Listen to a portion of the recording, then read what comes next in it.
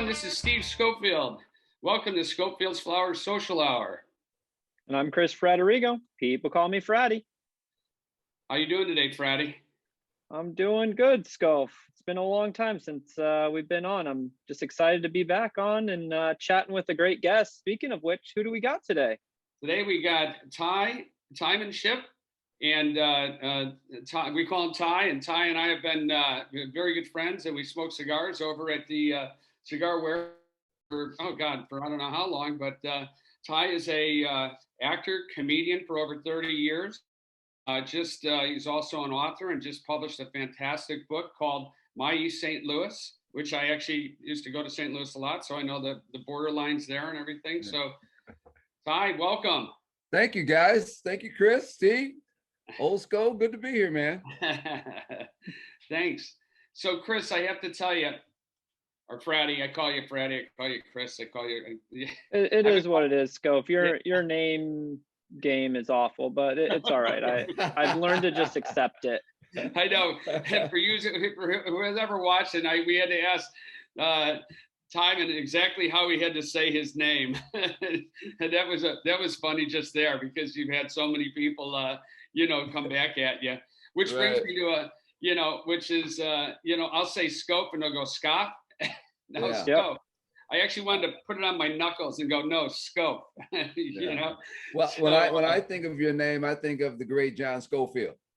Yeah, right. He's a guitar player. Yeah. That's how I know. Hey, I said, oh man, he's got Schofield's last name, John.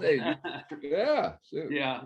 But we do have. I'll tell you what, that cigar place is like second home, and I've met some great people, and yourself included, and.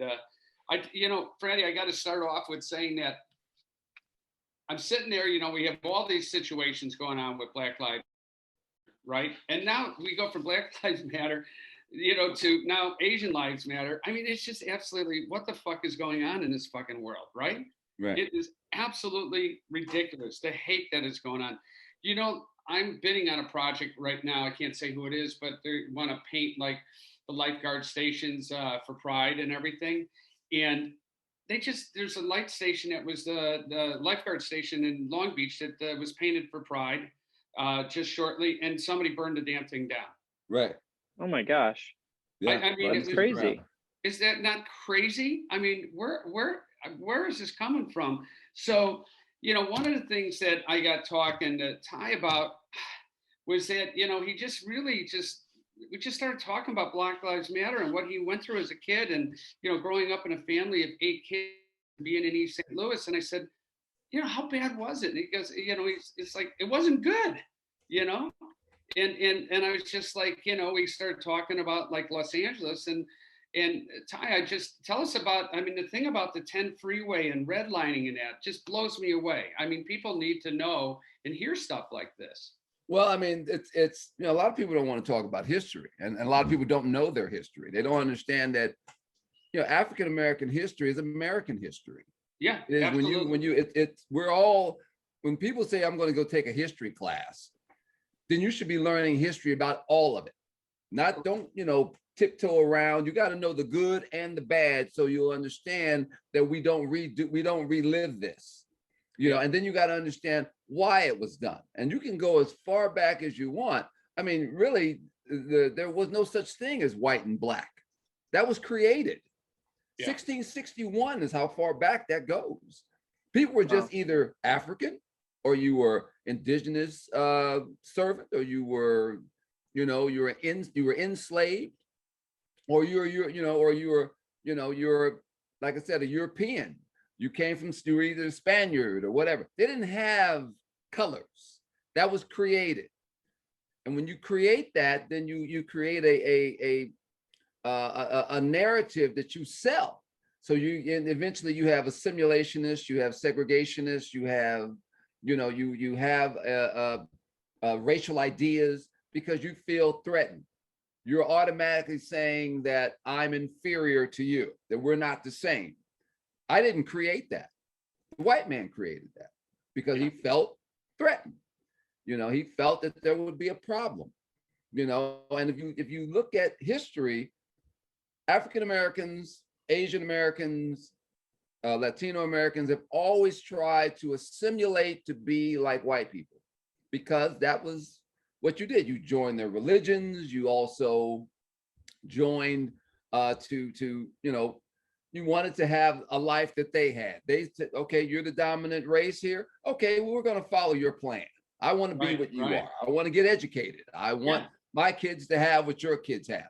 But then when people start feeling threatened, when you feel that someone's taking something from you, what happens? It's the old saying of what Lyndon B. Johnson stated, if you can get that white man to believe he's better than that colored boy, you can pick his pocket.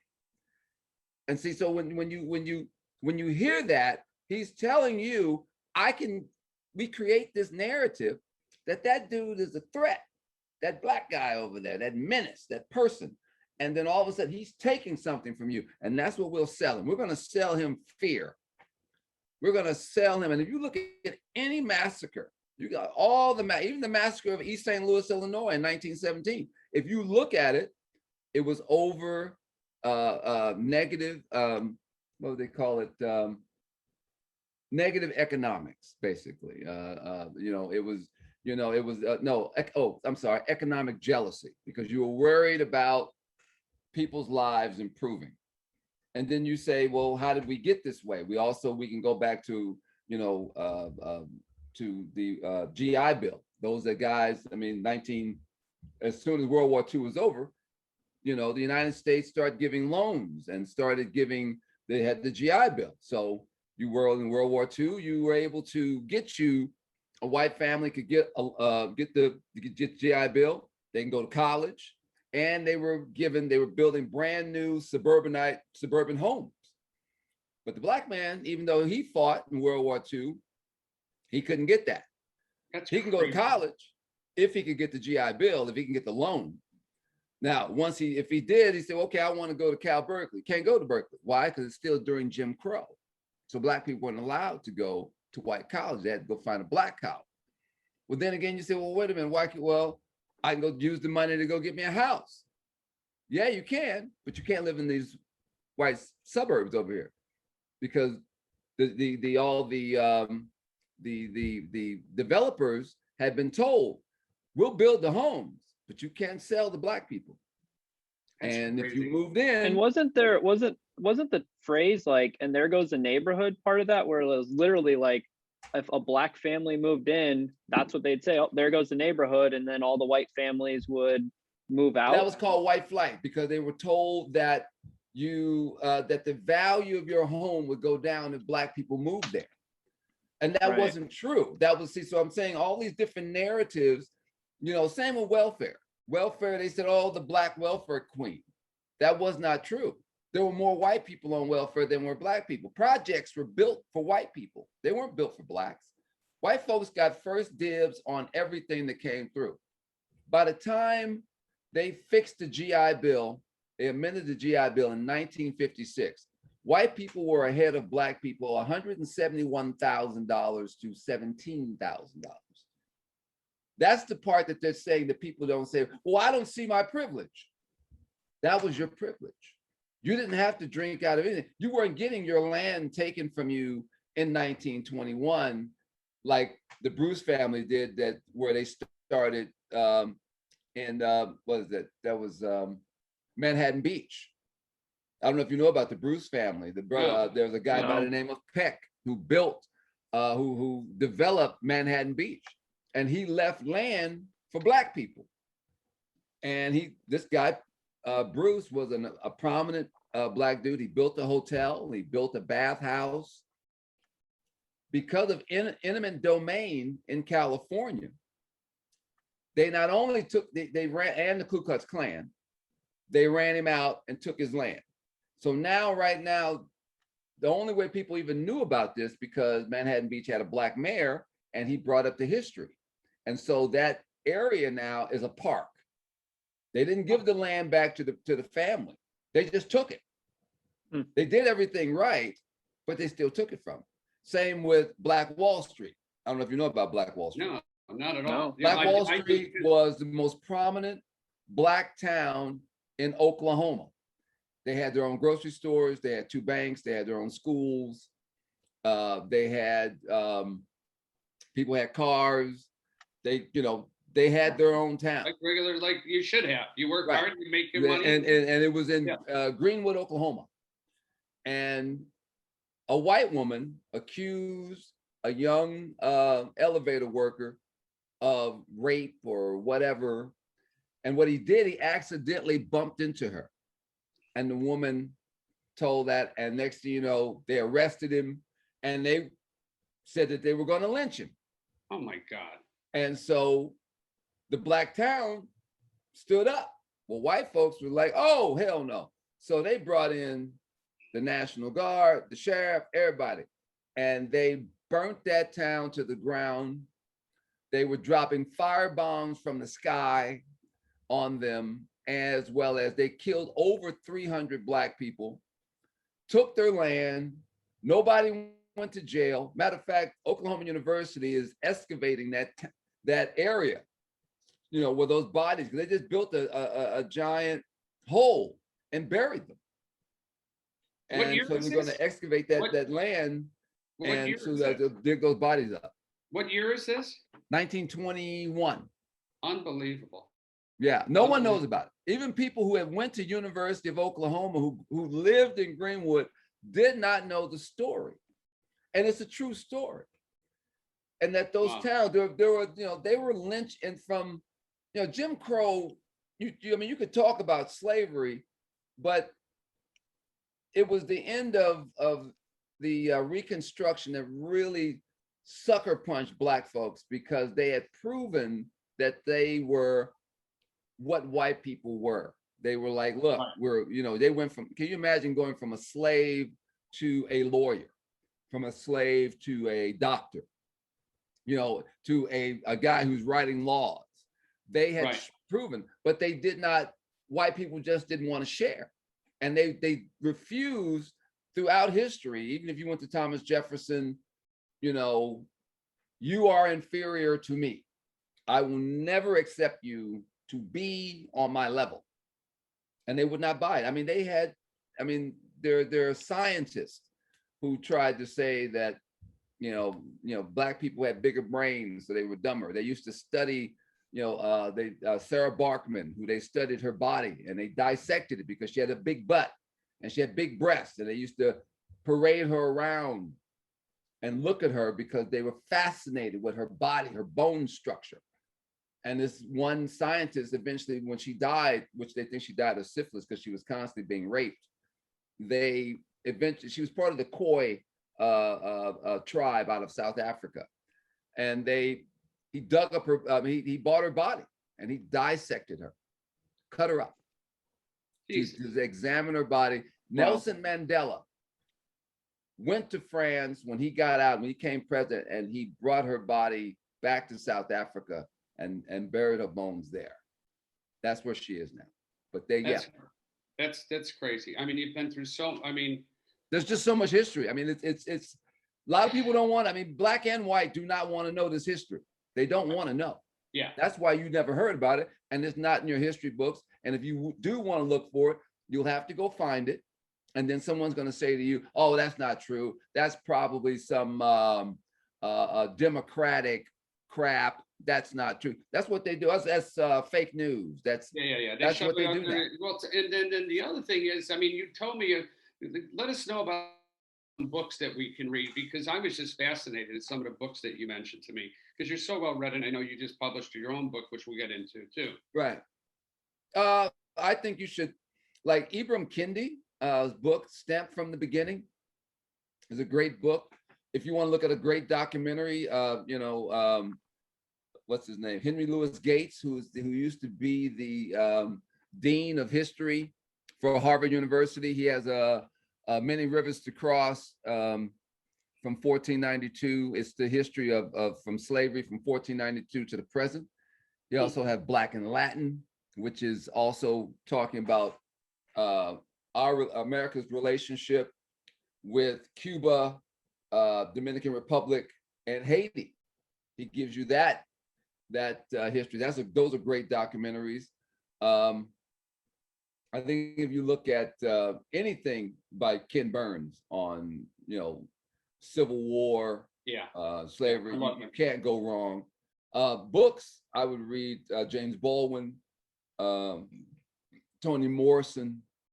You have who else? The woman, her last name is Wilkerson. She just put out a book called The Caste, and she believed in America they had a caste system, because you not only had slavery, but you also had a caste system. Not totally, similar to India, because India has a caste system. What is a caste system? What do you mean by that? Rich and poor. Okay. You are born in this section of the country. You cannot, you will always be there, and they judged you by that. It didn't matter how much, how far you moved up. You were put in this particular system of I'm above you and you are here, and they still have it today. They do a light skin, dark skin thing too. Yeah. And then the other thing about the I should say Brazil, who at one time, if you wanted to know who had the biggest slave trade, it was actually Portugal. Prince Henry wrote books on it, and these guys put together, which is still going on today, which I say the narrative and the thought process of what people think of Blacks. And you say, well, where did that come from? It goes that far back that these were intellectuals who were writing this information, and they were scholars. Yeah. And they already had a thought process of what the Black people, the Africans, were inferior to them. Wow. They still don't even believe. I think it's the guy from Tesla who doesn't believe that the Sphinx was built by Africans. Egypt is in Africa. That's they don't believe it, because that used to be all of Ethiopia at one time. Even Thomas Jefferson didn't believe that Africans could have built that. Even the guy who's supposed to be an expert on Kush, which at one time that's what Egypt was called, couldn't believe it. Said no way they built this. Yeah, and then the other thing, they had their own. So they had their own thought, and they looked at skin. They used to do even Isaac Newton thought of they had a way of, they looked at climate. So if you grew up in a certain climate, those that are closer to it, they believe that Black people were stupider than they were. Oh, that's and crazy. I know another great book for you, Germs, Guns, and Steel. Germs, Guns, and Steel? Yes, that's it's a documentary, but it's also the book. The professors out of UCLA, because one of the staff or Africans asked him, said, why does the white man have so much? And he said, let me think about that. And he did, how did it all come together? It's a great book. Yeah. A great book. No, I just loved it. I was in awe, Fratty. And then talking about, just the GI Bill, which, you mentioned earlier previously, African Americans were not given the opportunity like the whites were for buying property. We did. There were times, but whenever we started to get ourselves together, we would pull back. Yeah. Like this, like when I went to school with white kids in East St. Louis, Illinois, I remember I ate good, man. We had fresh fruit, fresh milk, and we ate breakfast every day. We had French toast and sausage, and oh man, it was great. And they say to me, "You're just a cute little Black boy. You're just a cute." I said, "Lady, I'll be all the cute you want. Just keep filling up my plate. Just keep filling my plate up." But by fourth grade, my school was all Black. And I remember when the last white boy was at our school, we said to him, "Please don't go, man. As long as you're here, bro, we eat good." We was giving him candy. Say, "Hey, man, tell your mama don't move. Stay with us, man." And once he left, all of that left. We went from fresh fruit and fresh milk and, to white beans and cornbread and burnt fish and sour milk. I had to start bringing my lunch to school. Wow. All that left. Crime rate went through the roof. Couldn't do it anymore. It was just gone. You know, like my sister, who's 10 years older than me, she said, Tymon, you know, when she was coming up in East St. Louis, Illinois, she had a great childhood. But by the time they got to me, I'm number 7 of the 8. We had the most ruthless black kids you ever, you know, man. We were the murder capital of the United States at that time.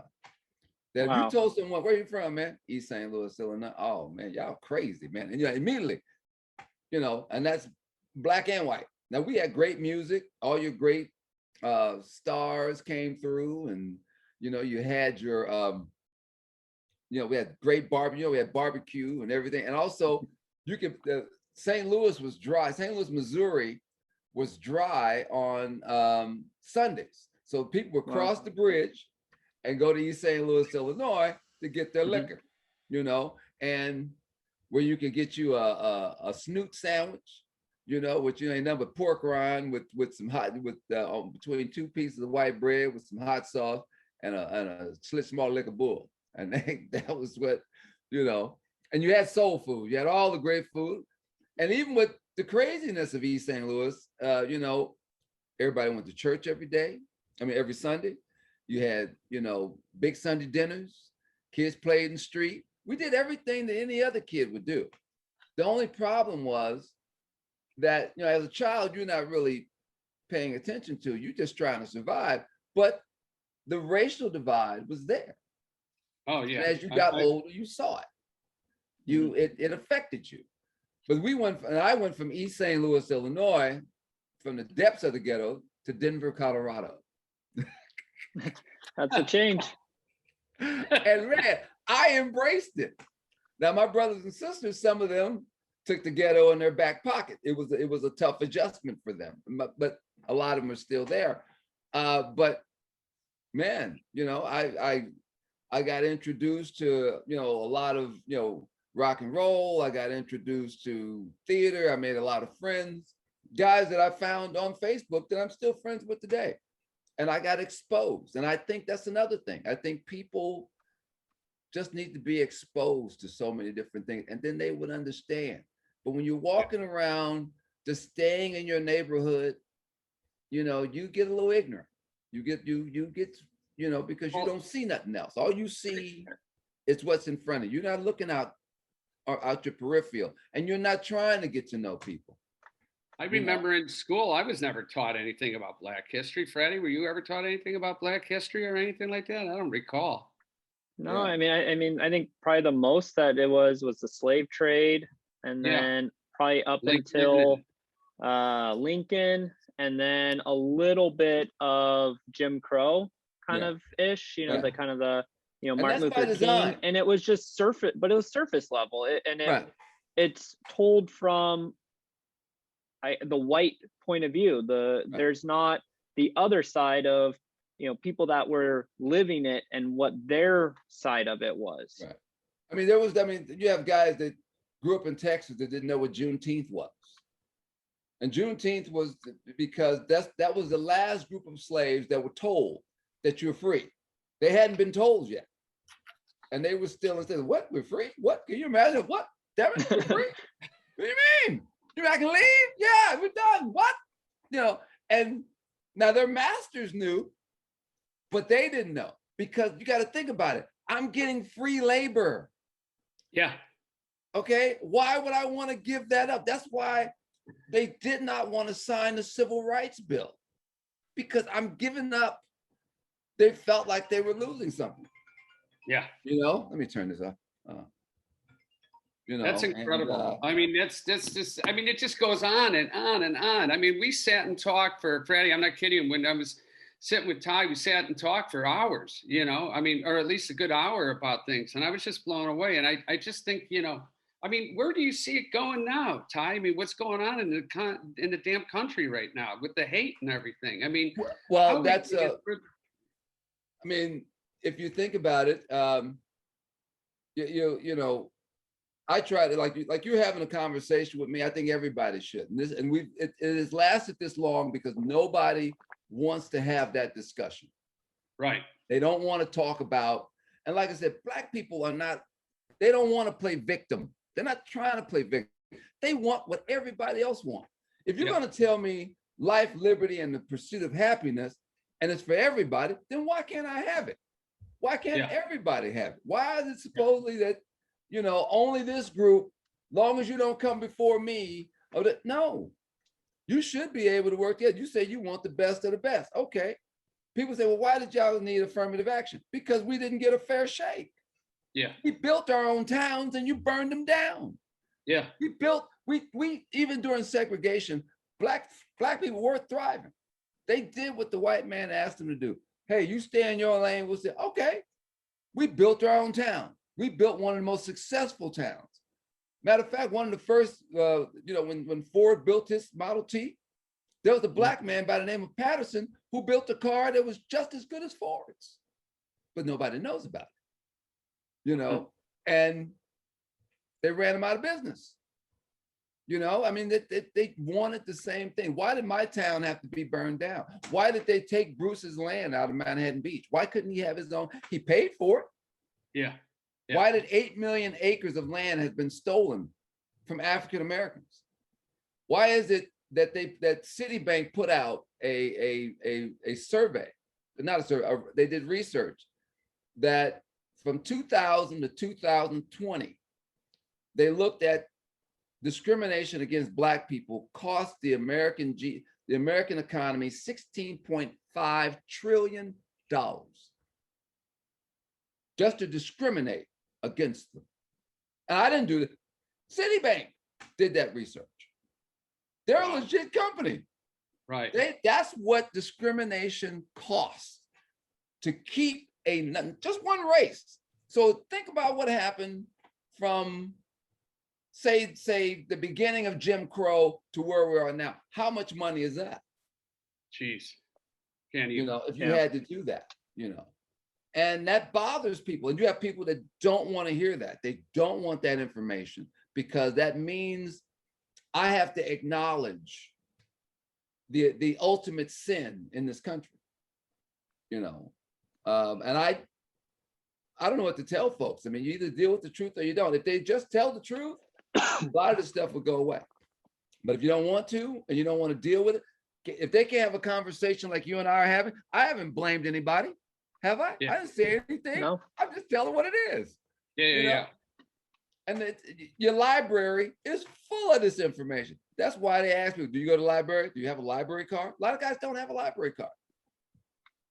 They don't. And matter of fact, you don't need to go get the card.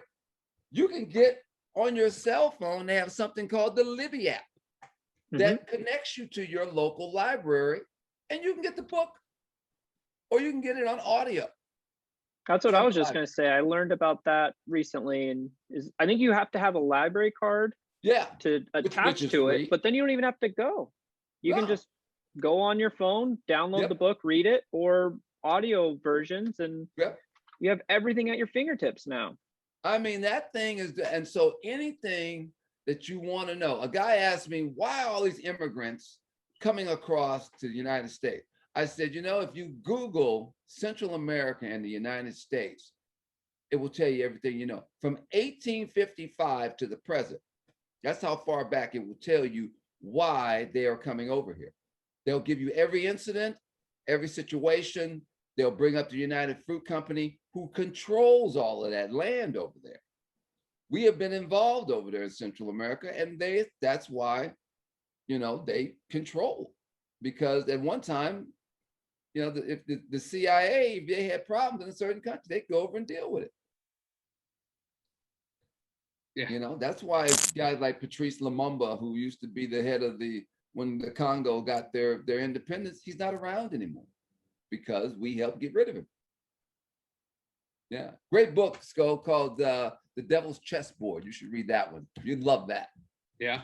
That's about Allen Dulles and Foster Dulles. Allen Dulles was the head of the CIA from the 30s into the 70s, I think, as well as his brother Foster was the head of, he was the Secretary of State for Eisenhower. And they used to play chess. That's why it's called the Devil's Chessboard. And these guys, man, if you want to know what happened to a lot of things, if you want to know about Kennedy and and Hoover and McCarthy and all these guys and how all that stuff got put. These guys were all, and World War II, because they had a law firm called Simon and Cromwell, and they would represent the corporations in Germany that during World War II. So the corporation that one of them that they represented was the corporation that made the gas that was gassing the Jews. They represented that company. Do you believe that shit? That's crazy. And this is during World War II. They never stopped doing business with them. Never. IBM was still rolling in World War II. They built the punch machine that was counting the Jews. It's called IBM. It's called IBM and the Holocaust. Another great book. Wow, that is nuts. I mean, it will give you full rundown. And so when you check that history, it will check you on where you are today and how things got the way that they were. Give you an understanding. That's nuts. I mean, and let's get to your book really quickly. Sure. Because I dropped out on the podcast here for a second. Right. I apologize. So tell us about your book. My book is a book of short stories about me growing up in the ghettos of East St. Louis, Illinois. And it was I took the stories from a one-man show, and it was called The Memoirs of East St. Louis. And I performed all the characters and everything. So I said to myself, as I was, putting my, I wrote a script, the drama that I had put together about my job. And then in the process of waiting to get that together, I put this book together. And I'd never written a book, I didn't know if I could pull it off, but I don't know if you guys are familiar with Tim Ferriss. He wrote a book called The 4-Hour Work Week. And basically is you find the people to do the things you need done. And I found someone to edit my stories, and I found someone to write me a great foreword. And we put the book together. I found a woman to put the design together for the cover of the book. And there it was. So the stories are about, which a lot of people relate to. I mean, I've had people from Australia to Great Britain, people from, different cultural backgrounds read the book, and they all relate to the stories of growing up. Because it's not just being in the ghetto, it has people look at hey man, I remember that, or my dad was kind of like that, my mom was crazy like that, or I had an uncle. People are shocked. Like my mother, we called her the Ayatollah Khomeini, which meant official ass beater. And well, 8 boys. How many boys and how many girls? 5 girls, 3 boys. Yeah, I imagine she had. And I have over 40 nieces and nephews. I'm a great uncle. Everybody's screwing. Everybody's having babies. And I don't have any kids though. Everybody's like, how come you don't have any children? I didn't join. I just didn't join the group. So I got so many nieces and nephews that I really believe they should have identification cards, because I don't know all their names of who they are. Hey, Uncle Tymon, who are you? What's your name? Let me see some identification. Well, I can't wish you enough luck on this book. And I mean, I know you got another podcast tomorrow with a podcast. Well, I should tell you, Steve, I have a writer right now putting a sitcom together for it. Yeah.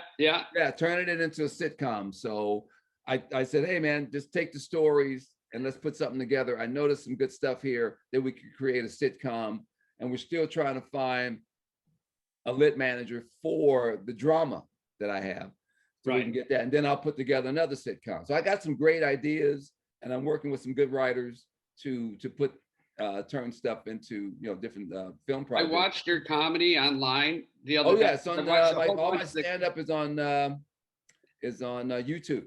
Yeah, I watched a ton of it. Funny stuff. Thanks. Yeah, and because the thing I related to the best was I'm a storyteller too. I've been telling stories about, we talked about my background and my upbringing, and I wrote some short stories with another writer, and now I've been talking about writing a memoir too. I had a publicist out of our lit agent out of New York reach out, and just trying to talk with a few guys that are ghost writers, and they'll work with you, and they put the the performance together and everything, and then you get the deal, and then you start writing. I haven't found the right person yet. I was trying to reach out to one with Lindsay that just wrote Lindsay Buckingham's memoirs and that. But I mean, yours talking about the comedy side of things, they're also very funny because I mean, it's like, life is a bunch of life. There's a lot of comedy in life. There's a lot of hurt. You see hate, you see people, I mean, comedy comes from tragedy. Yeah. It does. And I mean, the fact everyone's laughing now, but it wasn't funny what was happening. My dad used to show up to my football games drunk. He would bring all his drunk friends and he would heckle me. You can't catch, fool. Look at you. Your mama bought you a pair of $55 spikes. What the hell for? Hell, your brother James stole 117 bases barefooted. He didn't need no shoes. The hell you need shoes? And and he'd be out there yelling and whatnot. And it was embarrassing.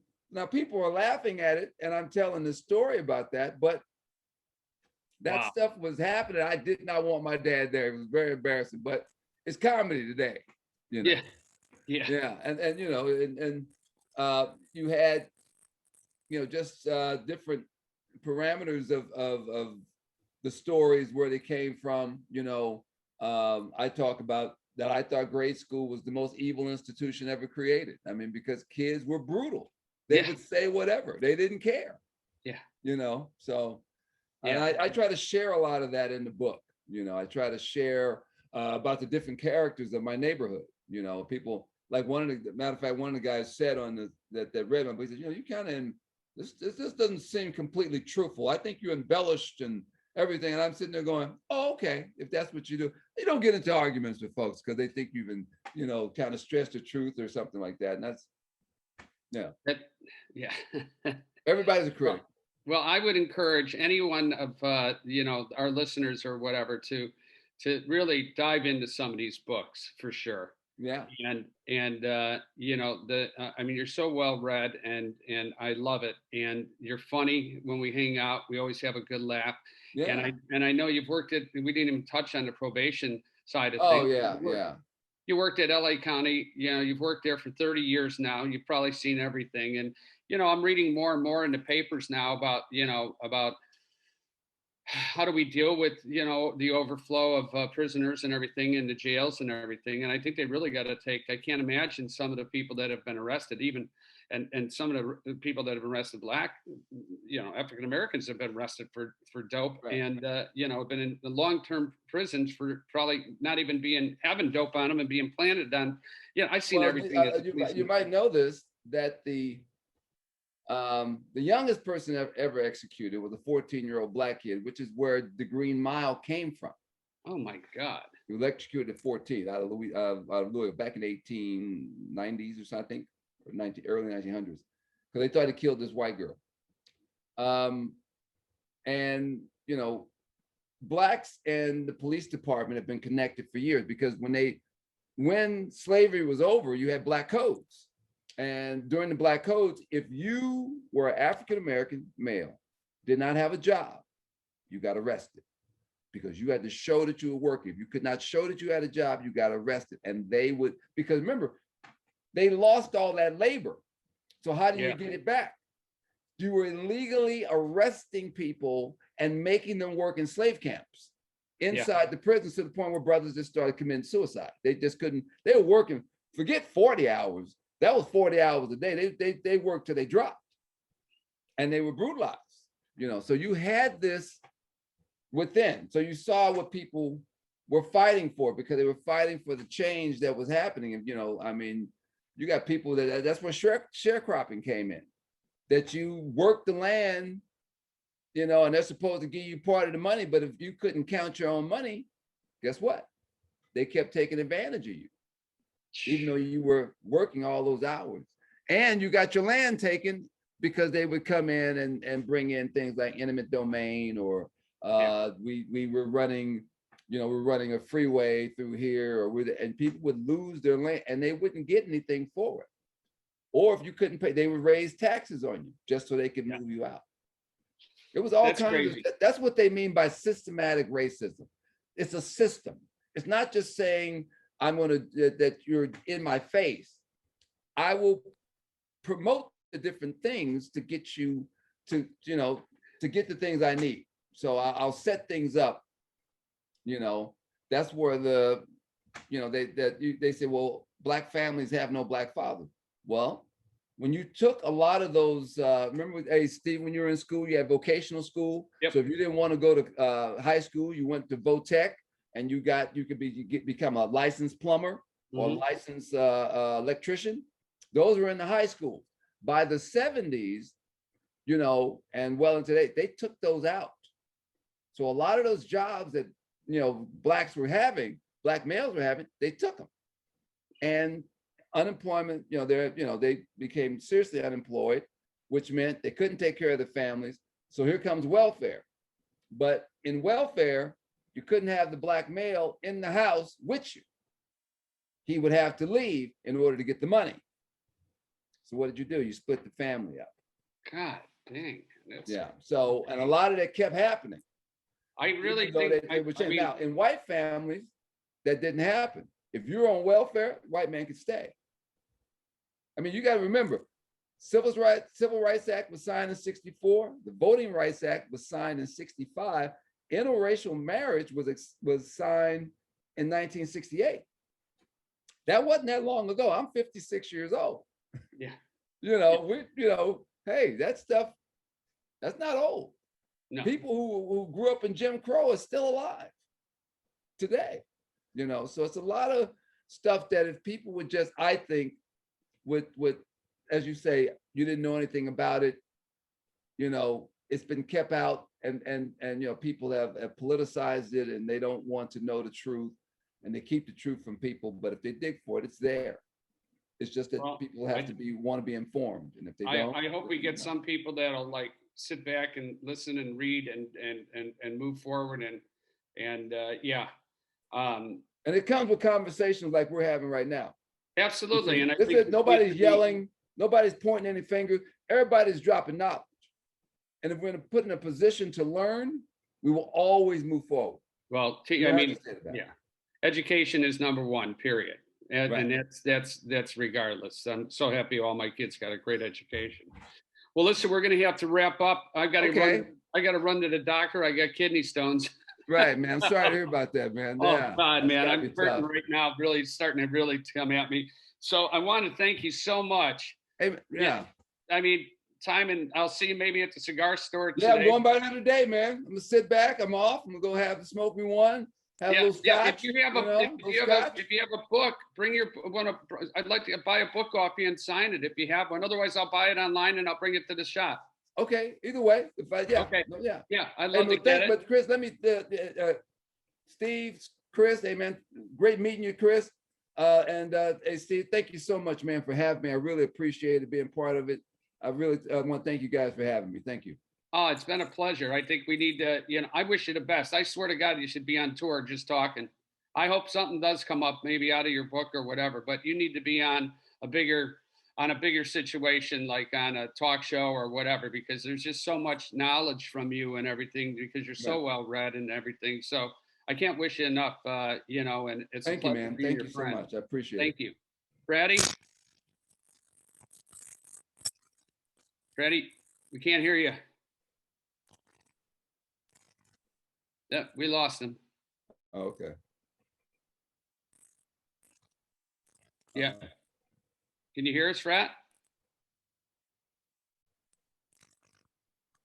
No, we can't hear you. Well, we're going to sign off. I got to get going. All right. All right. Yeah. Hey, can you shoot this to me? I'd like to post it on Facebook. Yeah. We're going to get it up. We'll get it up on Monday and I'll get it over to you. Okay. Thank you. All right, man. All right. Thank you, man. Really appreciate everything. Sorry for the disruptions with. That's all right, man. It happens. I know all about it. Right. All right. Yeah. All right. You guys have a good one. Cut it up. Thank you, buddy. Okay. All right. See you guys.